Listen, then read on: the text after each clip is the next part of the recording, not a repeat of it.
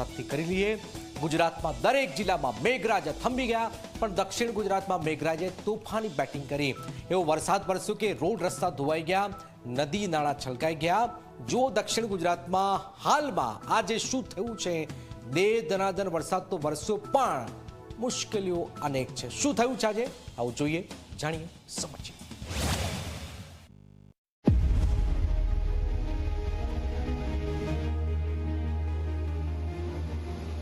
રાજ્યમાં ફરી મેઘરાજાએ દબદબાટી બોલાવી। ખાસ દક્ષિણ ગુજરાતમાં તો મેઘરાજાએ જાણે કે મહાતાંડવ મચાવી દીધું। ડાંગ જિલ્લામાં મુશળધાર વરસાદથી નદી નાળા છલકાઈ ગયા અને જળાશયો છલકાઈ ગયા છે। જુઓ આ દ્રશ્યો, પાણીનો ખતરનાક પ્રવાહ વહેવા લાગ્યો।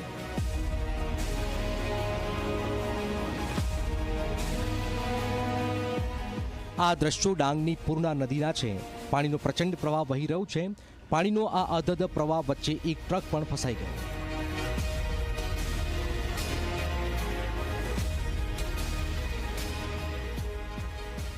પાણીના પ્રચંડ પ્રવાહ વચ્ચે કુદરતી સૌંદર્ય સોળે કલાએ ખીલી ઉઠ્યું। આ દ્રશ્યો ગીરા ધોધના છે। ધોધે ફરી એકવાર પોતાની સુંદરતાના દર્શન કરાવ્યા। નયનરમ્ય નજારો જોવા મળ્યો।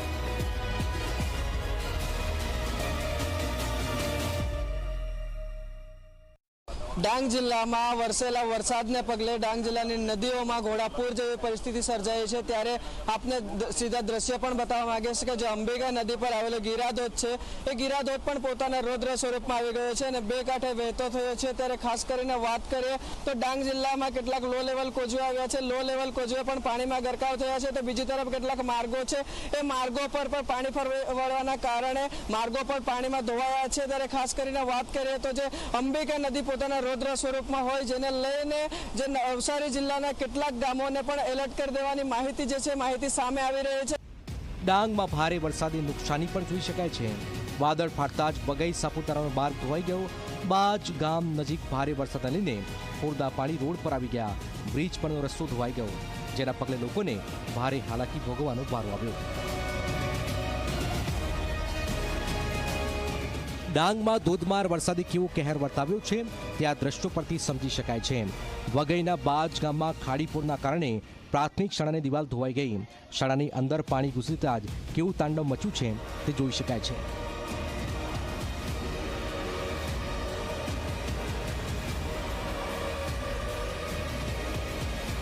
ડાંગ બાદ વાત પડોશી તાપી જિલ્લાની છે। અહીં પદમ ડુંગરી નજીકથી પસાર થતી અંબિકા નદી ગાંડીતુર બની છે। બે કાંઠે વહેતી અંબિકા નદીએ પોતાનું રૌદ્ર સ્વરૂપ બતાવ્યું છે। વલસાડમાં પણ મેઘરાજા મન મૂકીને વરસ્યા। જિલ્લાનો મહત્વપૂર્ણ મધુબન ડેમ છલકાઈ જતા જ 10 દરવાજા ખોલવા પડ્યા। ડેમમાંથી 1 લાખ ક્યુસેક પાણી છોડાતા જ દમણગંગા નદીમાં ઘોડાપૂર આવ્યું છે।